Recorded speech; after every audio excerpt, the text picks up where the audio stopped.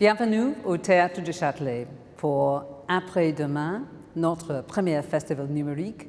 Nous avons une série de conversations de trouver qu'est-ce que c'est l'avenir pour la culture. Et aujourd'hui, je suis ravie d'accueillir ici Sébastien Allard du Louvre, Caroline Bourgeois de Collection Pinault, de Vika Singh de Tate Modern et de Donatien Grau de Musée d'Orsay. Merci à vous tous et toutes.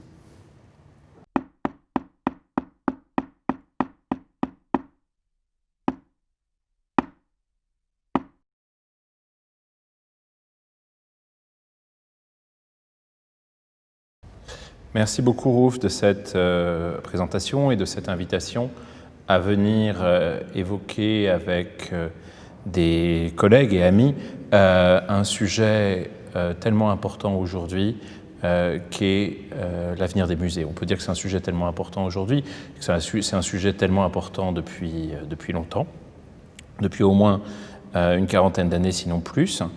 Et si on reprend l'histoire des musées de manière très rapide depuis les 200-300 dernières années, on se rend compte qu'au XIXe siècle, il y a eu une sorte de développement du modèle du musée, avec en France beaucoup de musées de région qui étaient en grande partie issus des collections souvent de personnalités locales, avec des œuvres très importantes d'artistes, des écoles européennes, avec le développement aussi des grands musées, avec la césure entre la bibliothèque d'un côté, qui devient le lieu du savoir et le lieu de la connaissance, et le musée par ailleurs, d'autre part, qui devient le lieu de la contemplation artistique.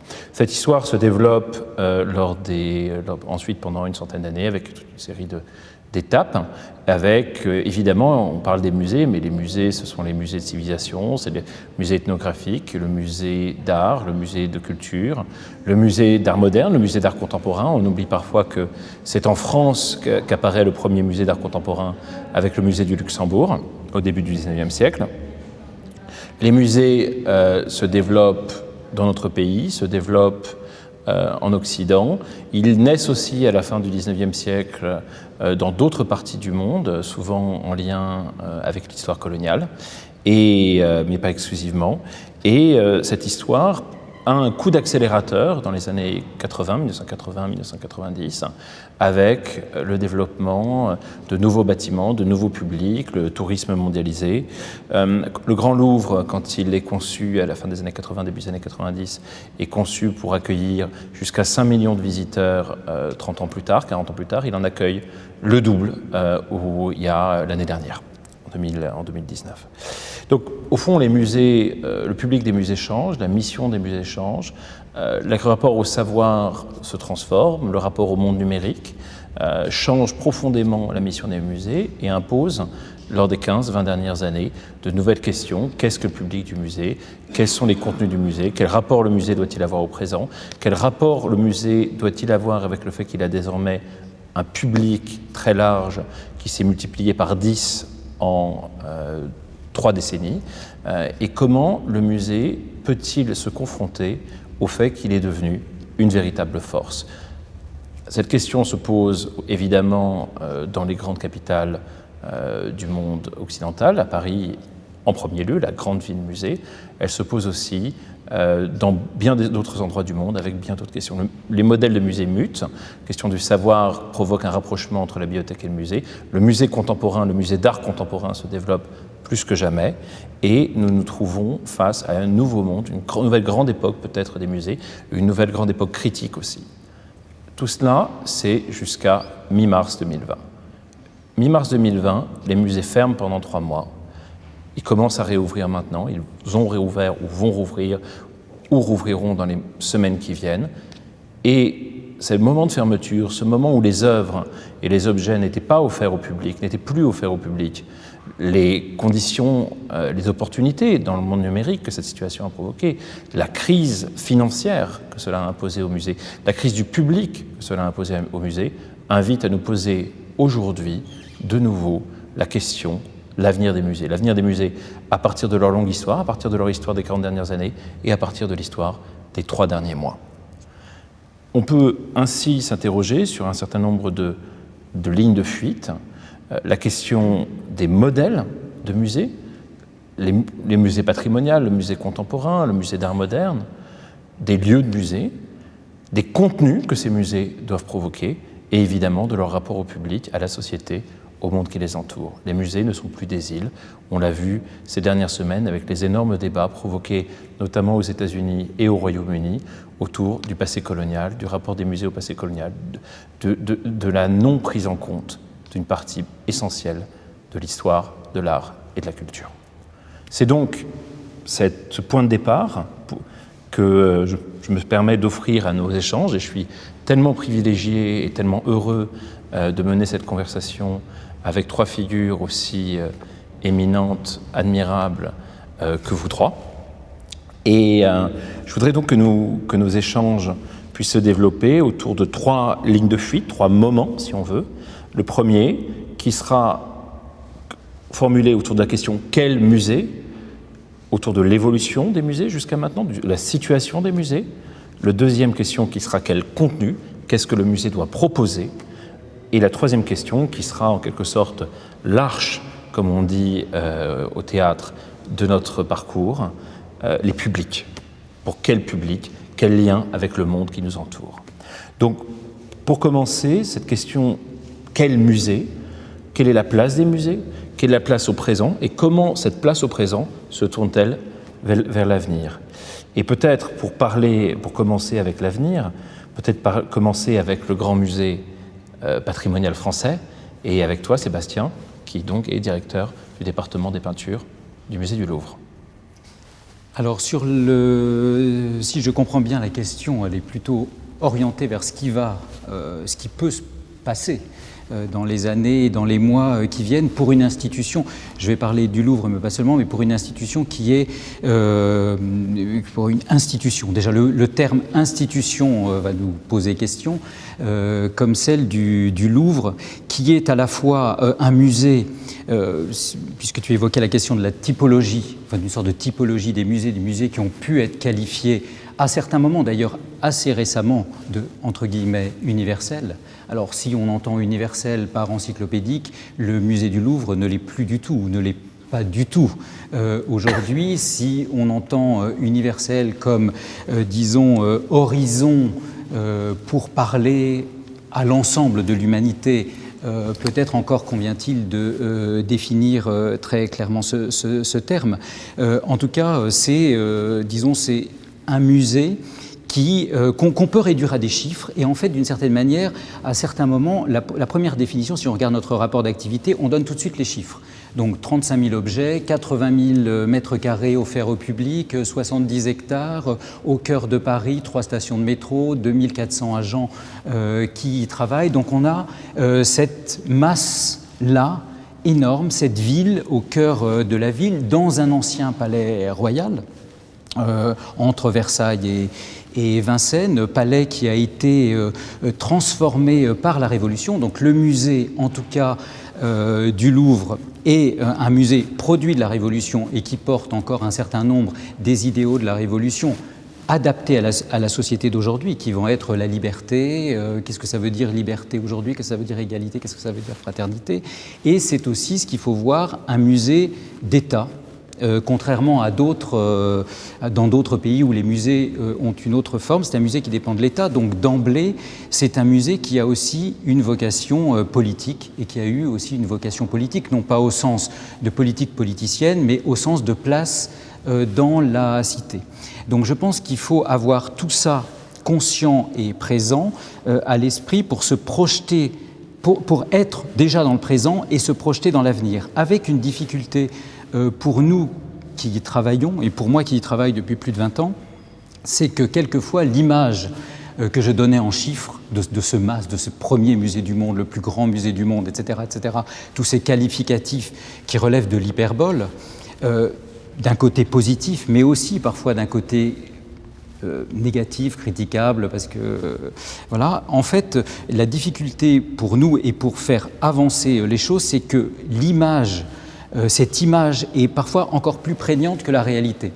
Donc je veux m'expliquer, c'est-à-dire qu'au fond, aujourd'hui, ce musée universel du Louvre, qui est si on peut dire qu'il est universel, c'est en raison des idéaux, etc., qu'on doit retravailler absolument aujourd'hui, mais en réalité c'est un musée de beaux-arts. C'est globalement un musée de beaux-arts qui n'a pas du tout été conçu comme le British Museum, comme un musée civilisationnel qui voulait représenter un petit peu toutes les cultures, et un musée, aujourd'hui nous avons un département des arts d'islam, il y a un département des antiquités orientales, mais globalement orienté autour de l'art européen ou autour du bassin méditerranéen. Donc c'est le plus grand musée du monde, mais qui est au fond un musée, disons, européen et globalement un musée de beaux-arts. Et je pense qu'il faut travailler cette identité, entre guillemets, là, et cette restriction-là aussi pour pouvoir se projeter dans un avenir qui va nous demander vraiment de nous réinventer, ça je pense, puisqu'on voyait que notre fréquentation avant le Covid, ça c'est aussi une des spécificités du musée du Louvre, c'était 75% à 73-75% une fréquentation touristique. Donc on avait peut-être un peu perdu aussi notre public, on y reviendra, de proximité, et donc ce sont toutes ces choses là qu'il va falloir retravailler.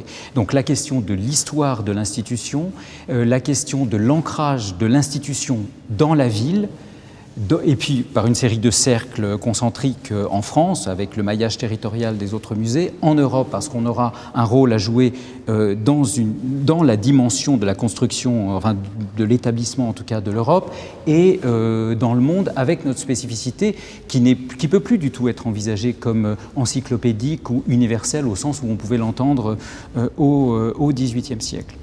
Donc c'est on est un petit peu au cœur de toutes les questions qui vont nous agiter dans les années, les mois.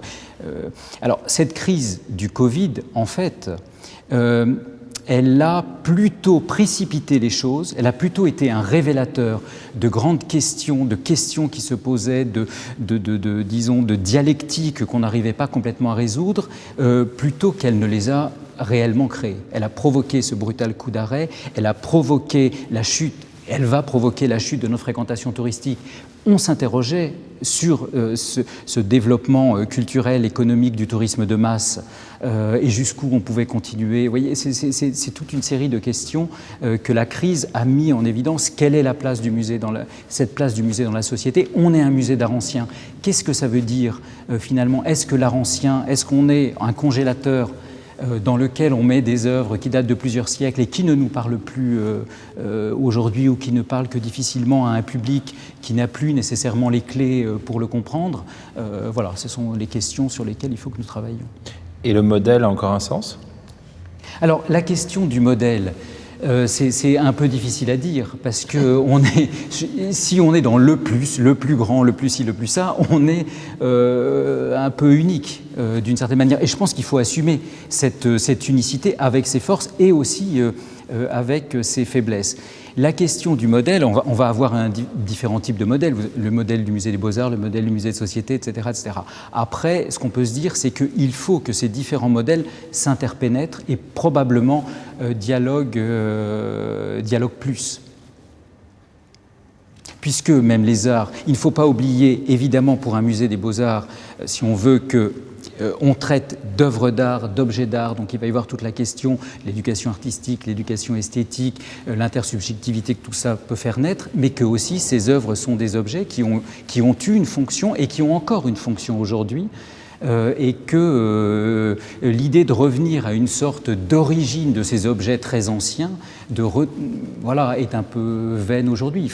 Notre rôle dans le métier de conservateur, le terme est d'ailleurs ambigu et aujourd'hui un peu, peut-être trop restrictif.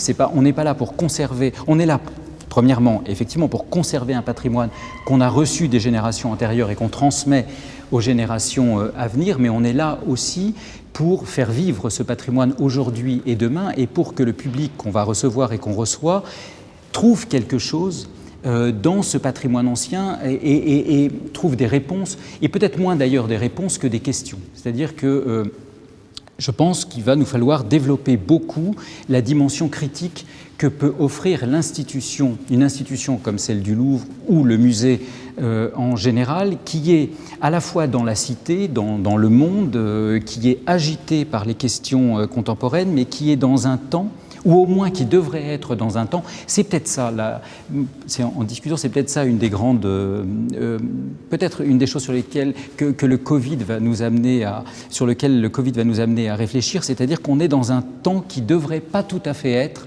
le temps, quand je veux dire le temps millimétré, qui ne devrait pas tout à fait être le temps de l'extérieur, qui devrait être, on est un lieu public, mais un lieu fermé dans lequel on devrait prendre le temps de réfléchir à un certain nombre de questions au contact avec les œuvres d'art. Ça, c'est le point de vue de notre rapport au patrimoine du musée congélateur vivant. Non, c'est pas ce que j'ai dit. C'est pas, justement pas congélateur, vivant. Mais quel est le rôle que peut jouer dans le rapport au musée l'art contemporain? Et là, je me tourne vers toi, évidemment, Caroline.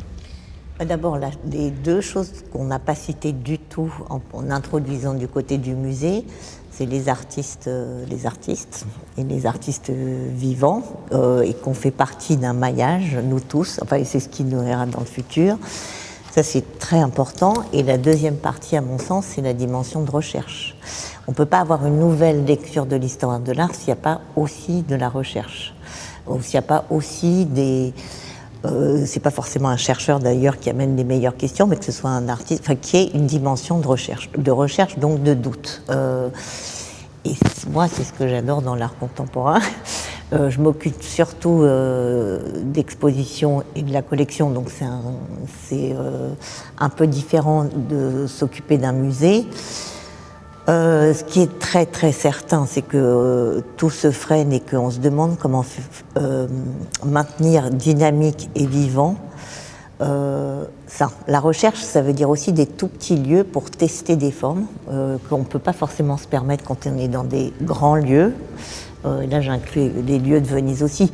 Et je trouve qu'on doit être solidaire dans ces multiples maillages auxquels on a affaire. Alors après, en art contemporain, moi je suis vieille garde de ce point de vue-là, je trouve qu'il faut absolument vivre les expositions en vrai, mais je pense qu'on doit tout à fait penser une extension, puisqu'à mon avis, on va aller vers un public plus local. Bon, là je reviens de Venise, où on ouvre la semaine prochaine 2 expositions. C'est complètement transformé. Mais ça, c'est le destin de la ville. La ville est un musée en un sens, c'est un peu différent de Paris. Mais je pense qu'on va à Paris avoir affaire à quelque chose de beaucoup plus local. Et on doit, du coup, penser dans ces termes. Proche, loin, lent, vite, enfin peut-être d'autres genres d'éléments pour nous faire réfléchir aux expositions. Et dans ce sens-là, je sais pas, par exemple, j'étais il n'y a pas très très longtemps, enfin avant le Covid, mais à Amsterdam, au musée Rembrandt, ils ont une manière, pas au musée Rembrandt, celui au Rijksmuseum, de jouer histoire et temps dans le temps, qui est passionnant, qui est tout aussi contemporain. Je ne suis pas du tout à penser que n'est contemporain que ce qui a été fait maintenant. Ça peut être un regard.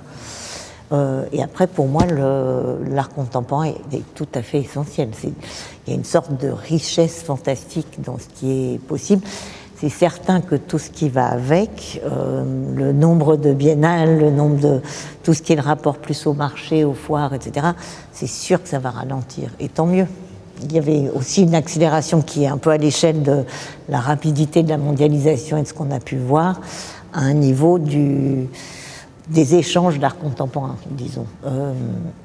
Ça peut optimiser des rapports qualitatifs.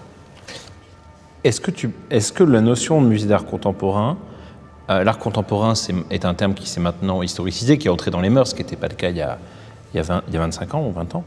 Est-ce que la notion de musée d'art contemporain en soi n'est pas Est-ce que c'est encore une contradiction, un musée d'art contemporain ? Dans la notion de musée en France, il y a la notion de non aliénable, d'œuvre permanente. C'est pas du tout la même chose dans d'autres pays. Donc, disons que musée a plusieurs définitions. Et musée, c'est plutôt par rapport au genre de lieu et aussi éventuellement bien qu'il y a le Underground Museum à Los Angeles, par exemple, c'est pas du tout ça. Enfin, le musée, ça devient un mot comme beaucoup dans notre langue où on change le sens selon où on est. Et peut-être qu'il faut en inventer un autre, mais le Underground Museum que j'ai cité, c'est à Los Angeles. C'est dans un ancien studio d'un artiste qui s'appelle Noah, qui est mort, mais qui a laissé son studio. Ils ont fait un partenariat avec le MoCA, le musée, et les œuvres tournent faites pour l'exposition ou empruntées à la collection du MoCA. C'est un autre genre de définition, et c'est un endroit incroyable. Et ça, c'est aussi un peu la question que j'allais poser éventuellement au Louvre. C'est est-ce qu'il y a des éléments qui doivent se déplacer? Vous avez le Louvre Lens, le Louvre Abu Dhabi, la Tate, il y a Tate Liverpool et la Tate moderne et la Tate Britain. Non, mais est-ce qu'il y avait l'idée, Thomas Hirschhorn avait fait ce projet qui ne pouvait être fait que par un artiste d'ailleurs, de transporter des œuvres à Aubervilliers. Est-ce que par rapport à local, et je ne veux pas dire national ni territorial, mais local, c'est une préoccupation de l'autre à 1,50 m. Est-ce que c'est peut-être ça qui va éventuellement apparaître? Après, je pense que la richesse des histoires qui peuvent être faites défie les temps. Enfin, je trouve que le rapport au temps, c'est important et qu'on est responsable d'aider à donner des éléments pour le futur. Tu veux réagir, Sébastien? Sur la circulation, en fait, si on regarde donc le Louvre, évidemment, il y a le Louvre, je ne veux pas utiliser cette expression, mais le Louvre Paris, donc il y a le Louvre, et puis il y a le Louvre Lens et le Louvre Abu Dhabi. La structuration n'est pas tout à fait la même, mais ce qu'on peut dire aussi, c'est que dès l'origine, en tout cas les collections du Louvre, pour revenir à la question de l'inaliénabilité, ce sont des collections nationales, donc qui appartiennent à la nation, à vous, à moi, à tout le monde. Et en fait, il y a eu une politique de dépôt. Par exemple, la collection du département des peintures aujourd'hui, il y a 6400 œuvres conservées à l'intérieur du Louvre et il y en a 6700 qui sont en dépôt dans les musées en région. Et effectivement, il y a une sorte de mise à disposition des collections et de circulation des collections pour les expositions, bien sûr. Et sur la question, de l'art contemporain et du contemporain, ce que je voudrais dire, c'est qu'une des particularités aussi d'un musée, enfin de la constitution des collections nationales en France, c'est qu'elle s'est faite avec l'idée qu'il fallait aussi constituer des collections d'art contemporain au XIXe siècle. C'est-à-dire qu'on a voulu parfois séparer l'art ancien et l'art contemporain, et en fait c'était historiquement, au nom d'un principe, etc., mais c'était historiquement une aberration, puisque le musée du Louvre, s'il est riche en œuvres du XIXe siècle, et si Orsay est aussi riche en œuvres du XIXe siècle, c'est parce qu'on faisait l'acquisition d'artistes contemporains. Donc il y a ce lien qu'il faut maintenir entre art ancien, art contemporain, voilà. Devika, quelle est ta réaction à nos échanges? Je vais d'abord réagir à quelque chose que Caroline a dit sur le public local, parce qu'on a tous été, c'est aussi quelque chose que tu as expliqué très bien, Sébastien, portés par des villes, que ce soit Paris, Londres et bien évidemment New York, et qui sont, alors j'ai du mal à employer le terme local parce qu'elles sont tellement ouvertes sur le monde, et c'est peut-être le grand privilège de ces musées, c'est que même dans les mois qui viennent, même si nous avons moins de touristes, et ce sera évident, internationaux, nous allons vraiment être portés par cette dynamique, et je pense que du coup la question des publics paraît encore plus pertinente. Et le challenge, le défi sera évidemment de comment, avec des partenaires internationaux, comment rester ouvert sur le monde, et c'est un petit peu quelque chose qu'on veut découpler de la pluralité de nos propres sociétés, même si évidemment historiquement c'est lié.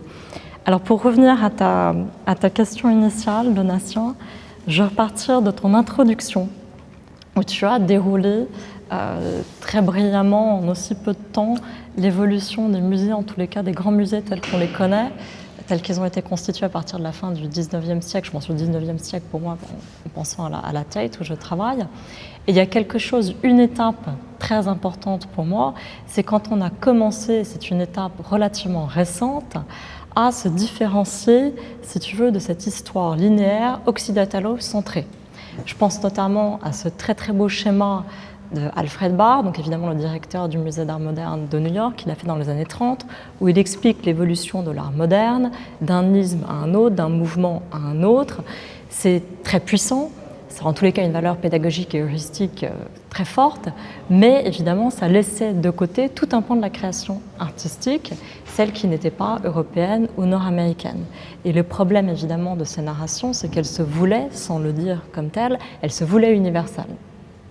Aujourd'hui, on a dépassé ça, et l'une des raisons pour lesquelles j'étais particulièrement heureuse de rejoindre la Tate Moderne, donc un musée créé il y a 20 ans, avec pour mission de montrer la création internationale moderne et contemporaine, c'est justement parce que pour moi, ça a toujours été les champs de recherche, et aussi en tant que commissaire, sur lesquels je me suis engagée. Il y a une exposition, je ne sais pas si vous l'avez vue, Century City, qui nous a beaucoup marqué, qui m'a beaucoup marqué en tant que visiteur, en 2001, où la Tate présentait un certain nombre de villes de par le monde, à commencer par Paris, Vienne, mais aussi New York, Lagos, Sao Paulo, Bombay et Londres. Chaque ville représentait une décennie, et le musée a fait ce geste très fort de choisir à la fois Bombay et Londres pour les années 90, donc la dernière décennie, on est en 2001, avec une présentation aussi très rigoureuse et de qualité pour Bombay. Aujourd'hui, ce multicentrisme, ça paraît évident, mais ça n'était pas à l'époque. Et c'est encore quelque chose qu'on doit mettre en œuvre. Aujourd'hui, là j'accélère un petit peu, je travaille moi-même à l'intérieur d'un centre de recherche qui a été lancé à la Tate en début 2019, le centre de recherche Hyundai, sur le transnationalisme, c'est ce terme qui a été retenu pour penser la mondialisation, et on est justement en train de participer à ces nouveaux débats sur l'art et la mondialisation, et essayer d'insuffler dans tout ce qu'on fait au musée, c'est-à-dire ces idées, la collection, les expositions, la programmation. Donc j'ai répondu en me concentrant sur les musées évidemment d'art moderne, mais j'espère que j'aurai répondu en tous les cas à cette question de modèle, peut-être de modèle pour les contenus, et pas seulement pour ce qui a créé et défini les musées. Je voudrais rajouter une éventuelle question. C'est en miroir de la mondialisation, ce dont vous parlez, où on veut ramener à soi le monde. Et ça, je trouve que c'est éventuellement un modèle un peu passé. Et je trouverais plus génial d'avoir... Enfin, nous voyagerons de nouveau quand même, donc d'avoir des choses très spécifiques, plutôt que de vouloir que le monde vienne à nous, de faire des ponts avec le monde. Vous voyez ce que je veux dire ? Ça me semble aussi un peu enfin, parce qu'il y a eu tellement d'expositions. L'Inde vient à vous, l'exposition musulmane, l'exposition avec des pareil tout pour les femmes. De réducteurs et d'essentialistes, en tout cas, voilà. C'est un des risques de ce modèle d'exposition. Je trouve qu'il y a pour ma part, si je peux me permettre d'intervenir, un certain danger et une sorte d'abstraction, comme si une culture pouvait être résumée à quelques objets. Après, il y a une question aussi sur ce que tu disais, enfin, peut-être qui sera aussi peut-être une des leçons des quelques mois qu'on vient de vivre, c'est le rapport du musée et des structures, je dis structures culturelles ou des institutions, etc., et de la ville, et du rôle, parce qu'on voit bien que ce que le Covid a mis en question, c'est un mode de vie grandement urbain. Enfin très grandement urbain avec voilà, et ça c'est une question sur laquelle je n'ai pas du tout pour l'instant de réponse, mais si l'idée même de ville est mise en crise, enfin quand je dis mise en crise, ça veut dire en tout cas interrogée ou vue avec une distance critique, ces institutions qui sont quasiment toutes urbaines, voilà, comment on parlait du maillage tout à l'heure, ou comment on réussit aussi à irriguer peut-être des endroits qui ne soient pas ces grandes villes, des villes moins importantes. Ça, c'est une question. Voilà, c'est une vraie question, me semble-t-il, pour les mois, les années à venir. Et il y a la notion d'échelle aussi que tu as abordée, qui est très importante, et même à l'intérieur des villes, quand à Paris on ne pouvait circuler que dans un périmètre d'1 kilomètre. Il y a même, c'est pas le cas du Louvre, mais il y a le quartier du Louvre aussi. Je ne sais pas si vous êtes en relation, à quel point vous êtes impliqué non seulement dans la ville de Paris, mais aux abords, avec votre voisinage. Tout ça, ça a été complètement repensé avec évidemment la crise du Covid. Parmi les choses à repenser, il y a aussi la question des contenus. C'est-à-dire que le musée a été, au milieu du 19e siècle, notamment du fait du fameux débat sur la National Gallery, s'est séparé du savoir. La bibliothèque a été d'un côté, le musée de l'autre. Cette séparation, c'est plutôt une tension qu'une véritable séparation. Rapport entre recherche et musée, dont tu parlais, Caroline, l'hyper-développement des expositions, la question du rapport, le développement d'une forme d'événementiel aussi à l'intérieur du musée. Et ça pose la question maintenant, après 3 mois de fermeture, quand on rouvre, avec quel contenu est-ce qu'il faut rouvrir ? Est-ce qu'il faut des expositions autant qu'avant ? Est-ce qu'il faut se réancrer dans la collection ? Est-ce qu'il faut se dire que le musée ne doit pas bouger, qu'après tout, est-ce qu'il faut tout relancer comme avant ? Et évidemment, c'est l'une des grandes questions qui se posent. Et peut-être je vais commencer par toi, Caroline, parce que comme tu as un regard à la fois in and out, comment dire, tu peux peut-être...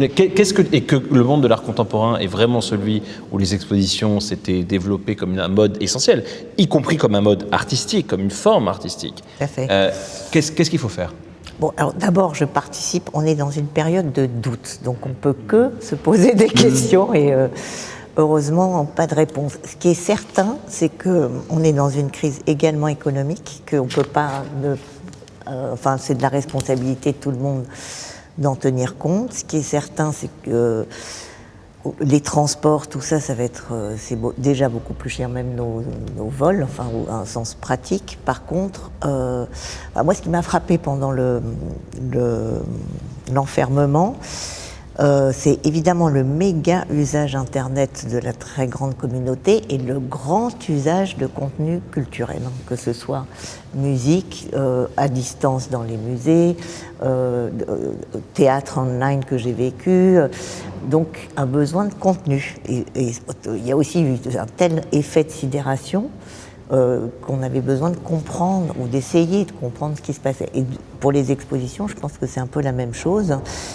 Et ça ne veut pas dire inaccessible, c'est pas du tout le sens. C'est que ça donne des sens plutôt. Enfin, en tout cas, moi, c'est ce qui m'intéresse. Après, on est aussi devant une énorme fracture sociale dont on ne peut pas faire l'abstraction. Il y a tout ce qu'on a vu apparaître comme mouvement dont on ne peut pas faire l'abstraction, même si c'est plus anglo-saxon côté Black Lives, enfin au sens communauté. Nous, on a en France des communautés drôlement... C'est une autre histoire du colonialisme. Donc on a des spécificités dont il faut probablement tenir compte. Mais à mon sens, l'exposition, c'est un langage, un outil absolument fantastique. Mais peut-être qu'il faut que l'exposition retrouve son plein sens, en fait, si elle l'a perdu. Est-ce que l'exposition doit apporter quelque chose ? Quoi que ce soit, ça doit apporter quelque chose. Et je pense qu'on n'est pas... Enfin, si on compare la littérature au cinéma, je pense aussi que tout ce qui s'est passé... je suis peut-être une optimiste de fond, mais je ne pense pas qu'on ait envie de blockbuster ni de consommation culturelle. On a envie de contenu. Et c'est ce que je trouve en tout cas, c'est cette direction-là qui m'apparaît être... La consommation, c'est quelque chose qui me paraît extrêmement daté, dans tous les sens du terme. Enfin, doublement plus daté à cause de ce qu'on vient de vivre.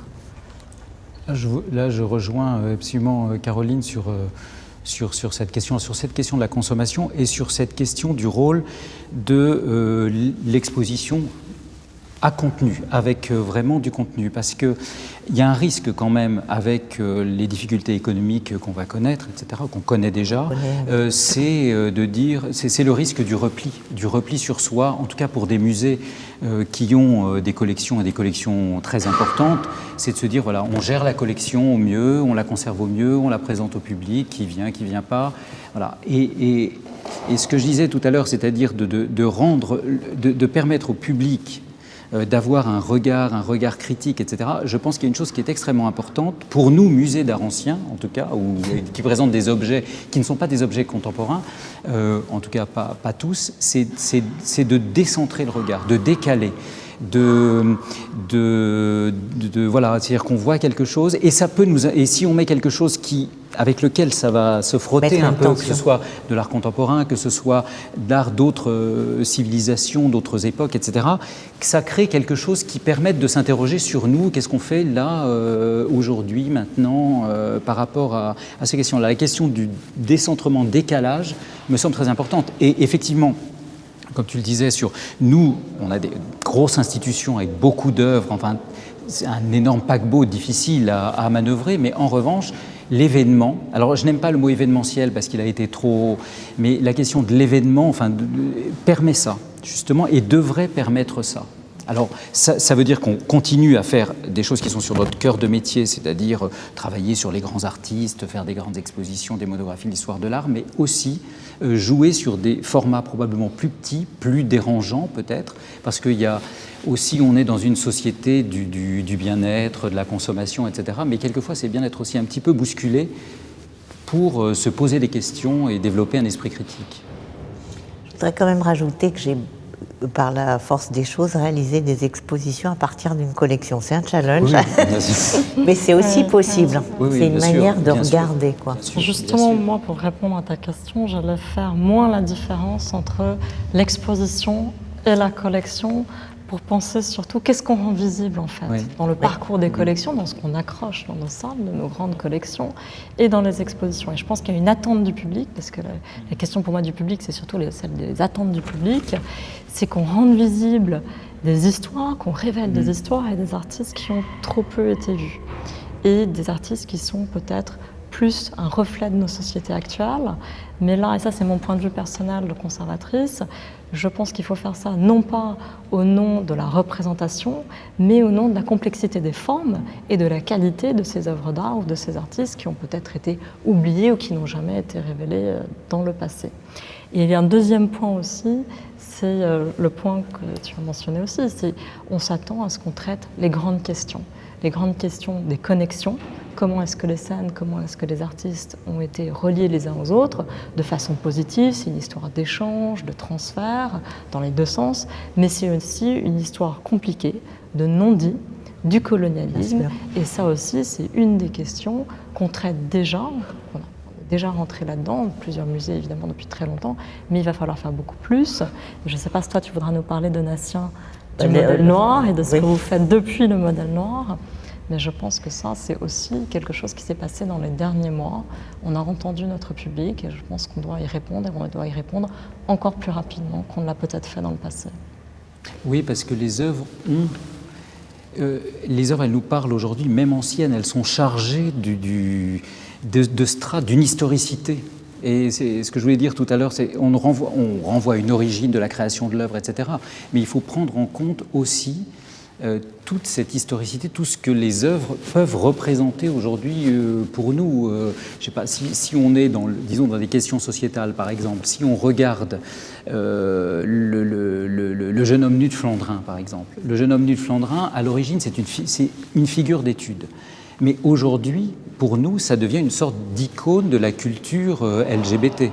Et on ne peut pas faire comme si ça n'existait pas, surtout que Mapplethorpe, etc., a repris l'image. Donc, vous voyez, même dans des questions d'art ancien, il faut tenir compte aussi de ce poids, de cette charge, de ce que ça représente pour nous aujourd'hui. Et quand on accroche, il faut le faire avec cette conscience-là, avec la conscience des grandes questions d'aujourd'hui. Alors, effectivement, dans une grande institution, et surtout des musées comme la Tate, ou des musées d'art Tate Britain ou Tate Modern, des musées d'art moderne et contemporain, la différence entre exposition et présentation de la collection permanente est beaucoup plus poreuse, notamment avec des expositions thématiques, des expositions permanentes thématiques, si je puis dire, qui permettaient de mettre un focus sur telle ou telle question et développer un esprit critique. Oui, et d'avoir un accrochage dans le cas de la Tate Modern qui a toujours été thématique, et même quand certains thèmes, mouvements, comme je pense à cette superbe salle sur le surréalisme international, étaient raccordés à l'histoire, c'était pensé d'une façon transnationale, et c'était à l'intérieur d'un accrochage et d'un parcours qui n'était pas chronologique. Et je voulais rappeler, oui, que l'accrochage à la Tate moderne a d'ailleurs jamais été linéaire et chronologique, mais thématique. Et même quand on a des thèmes, des mouvements d'histoire de l'art, comme le surréalisme international, qui est donc raccordé évidemment à l'histoire, il est pensé de façon transnationale. C'est un pivot de la collection. On a dans notre accrochage, on a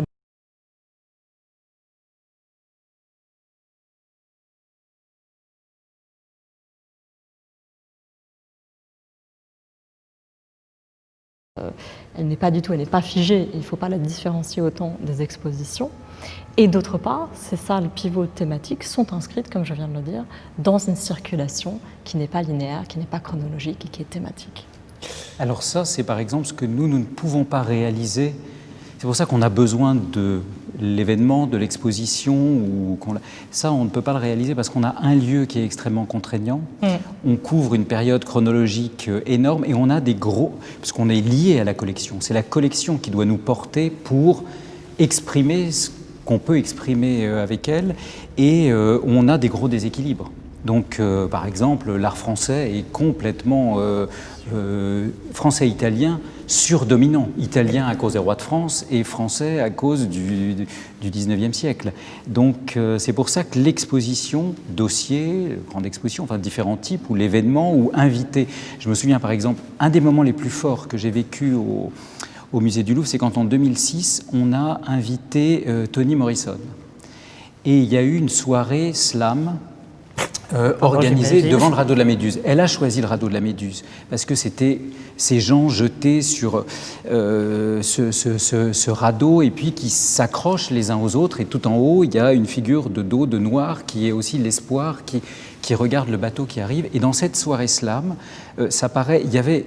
Tout d'un coup, on entrait dans la salle et on avait cette puissance du slam, que j'ai en partie d'ailleurs découverte, qui était là. Et il y avait quelque chose de à la fois violent et plein d'énergie. Et ça éclairait le tableau de Géricault. Ça éclairait aussi le côté critique du tableau de Géricault. Et disons, cette présence des slameurs et cette présence du tableau s'enrichissaient mutuellement. Donc c'est comme ça qu'on peut, effectivement, par ce type d'événement, qui est parfois pas une grande exposition, qui est parfois seulement une soirée, tout à coup décaler le regard. Et ça rappelle à quel point c'est non seulement les publics, mais aussi les artistes qui nous ont aidés à repenser des espèces de catégories fixes, des notions d'authenticité, d'originalité. Je pense dans le cas de l'art indien à Amrita Shergill, Zanele Mooli qu'on va exposer à l'automne à la Tate, ou bien Beyoncé dans les salles du Louvre. Mais c'est pour ça qu'on a besoin des artistes contemporains aussi, dans nos salles.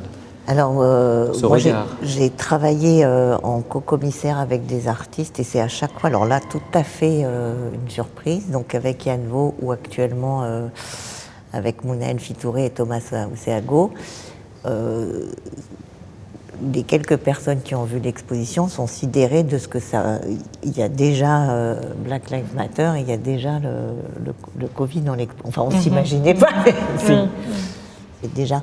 Mais ça, c'était une forme que j'ai trouvée intéressante parce qu'on a proposé à 14 institutions de diffuser en même temps le film d'Arthur Jafa, vous en faisiez partie. Tout à fait. J'ai trouvé ça assez intéressant de partager un contenu gratuit.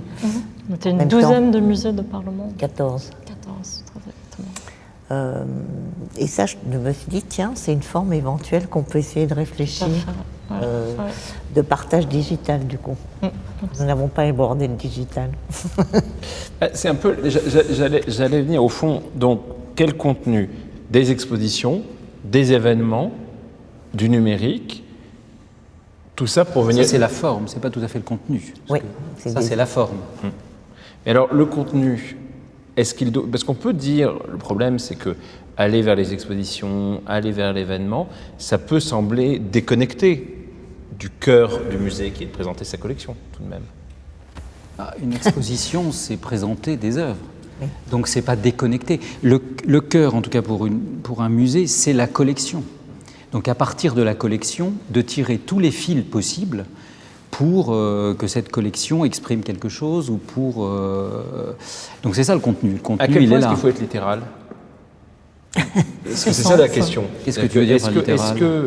une question qu'on se pose beaucoup. Je sais que nous, à Orsay, on a le souhait que quand on invite des artistes, des écrivains, des musiciens, des musiciennes, des écrivaines, d'être toujours en un dialogue extrêmement étroit avec la collection, les œuvres. On a pu dire qu'à certains moments, le dialogue était plus lâche. Est-ce que la déconnexion est une ressource ou est-ce que c'est un danger ? Les deux. Oui, ça dépend comment c'est traité. C'est déconnexion complète, je ne vois pas tellement comment tu peux envisager une déconnexion complète. Ou alors tu loues l'espace ou tu offres l'espace en disant voilà. Mais malgré tout, voilà, non, je pense qu'il faut qu'il y ait toujours ce lien. Ça peut paraître déconnecté. Et c'est d'ailleurs intéressant que ce soit même déconnectant. C'est-à-dire quelquefois on est voilà on n'est pas dans un long fleuve tranquille et qu'on soit un peu gêné, agacé, parce que l'essentiel c'est que ça développe un esprit critique. C'est que ça permette de s'interroger avec les œuvres ou de les voir différemment. Alors il y a peut-être une chose dont on n'a pas parlé, mais qui me vient à l'esprit, c'est de comment, dans ce qu'on montre, montrer ce qui manque. Très juste. Parce que, et c'est là où je trouve qu'on peut répondre à Absolument. Nos rapports coloniaux ou pas. Absolument. Voilà, je trouve que c'est une question, pas parler de plein, mais de doute ou de manque. Ou de, et d'éclairer ce qu'on a par ce qui manque. voilà. Et ça, on le fait comment ? C'est ça que je trouve intéressant.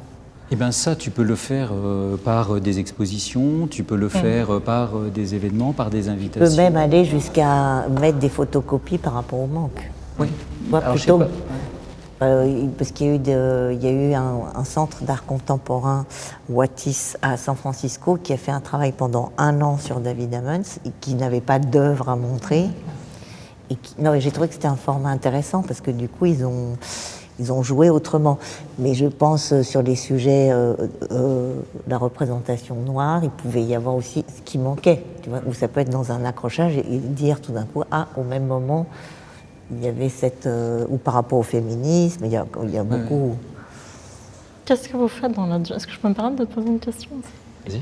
Qu'est-ce que vous faites depuis le modèle noir de Nation au musée d'Orsay ? En lien avec la question noire. Oui. Ce qui était important, c'est que le modèle noir a évidemment été un événement de recherche, un événement aussi de programmation et d'invitation, un peu dans l'esprit de ce qu'on disait. Moi, je trouve que, l'idée, c'est que de nos invitations, c'est que la présence de figures, d'auteurs, de créateurs, d'invitations, de personnes qui sont noires, est aussi importante que d'autres. C'est-à-dire qu'il y ait une présence de regard. Nous venons d'inviter, on a lancé pendant la période du confinement un programme qui s'appelait Une semaine à Orsay, dans lequel nous invitions chaque semaine un ou une artiste, un auteur, un créateur ou une créatrice à venir présenter des regards sur des œuvres de la collection. Et évidemment, nous avons invité Glenn Ligon comme un des regards que nous souhaitions inclure. Donc, au fond, ta question me mène au troisième moment de notre discussion. C'est que il était fondamental d'intégrer Glenn Ligon parmi d'autres.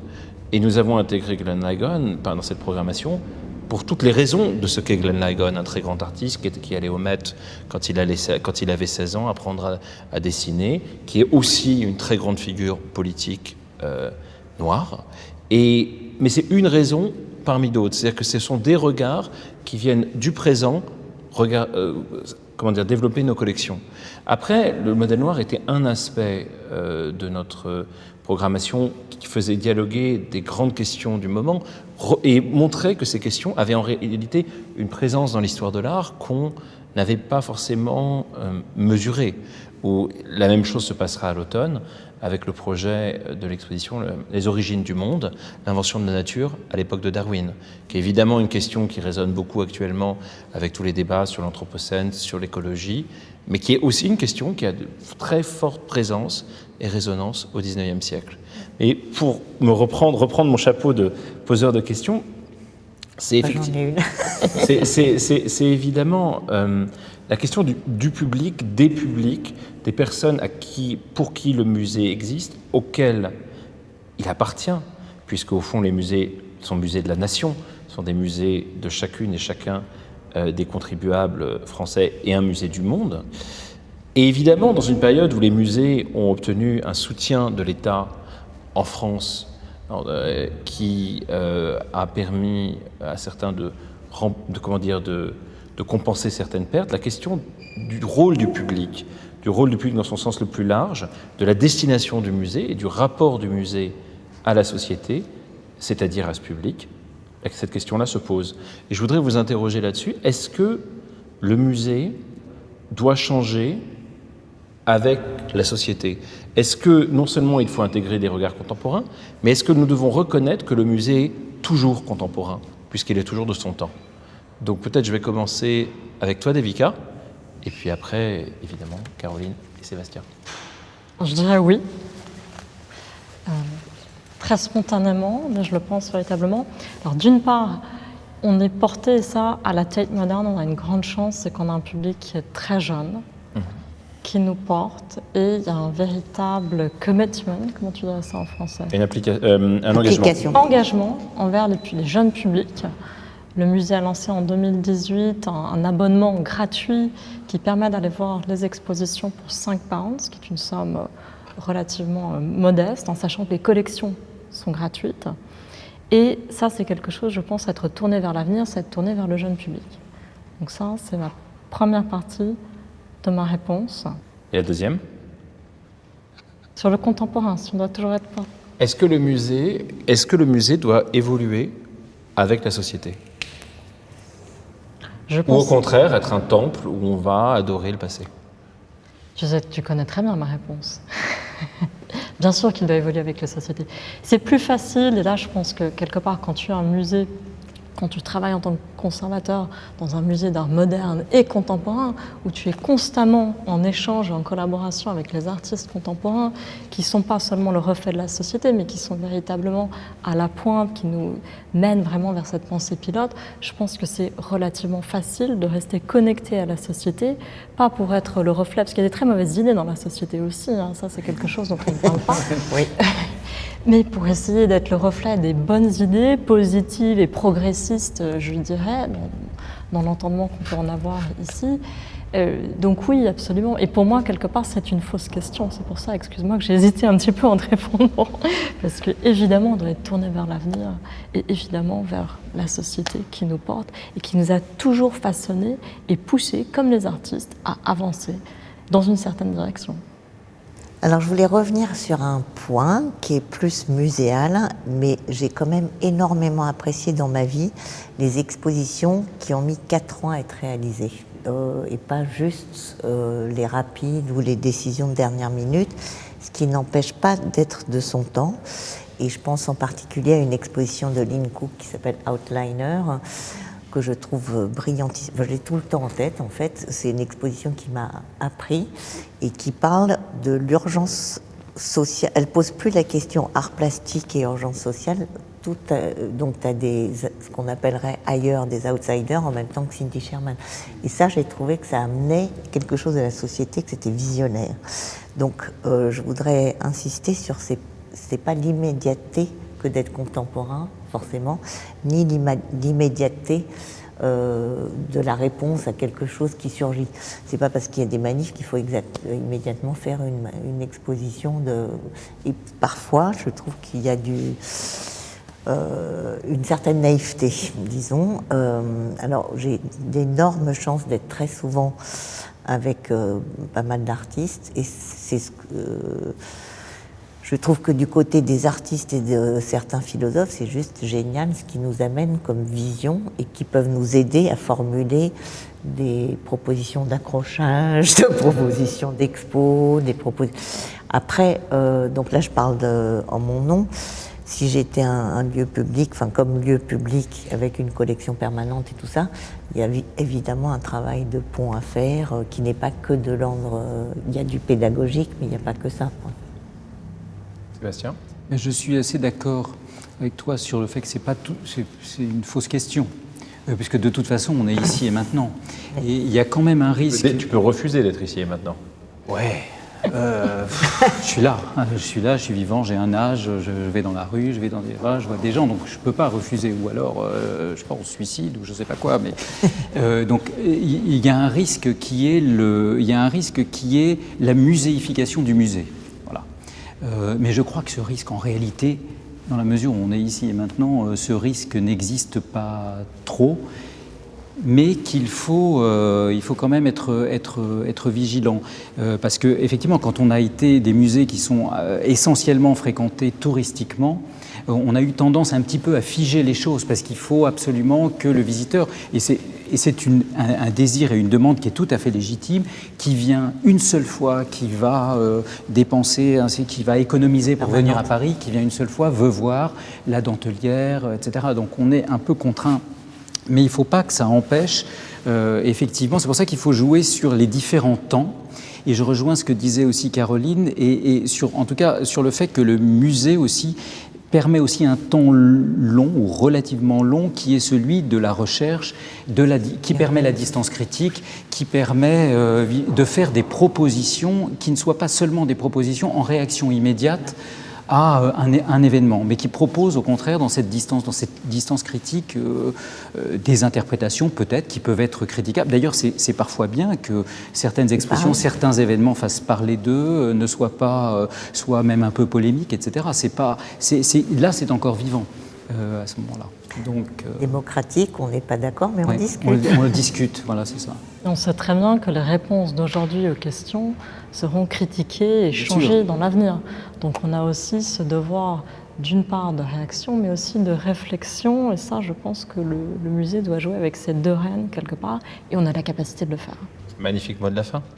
Merci Devika, merci Caroline, merci Sébastien. Et Merci. donc, venez au musée.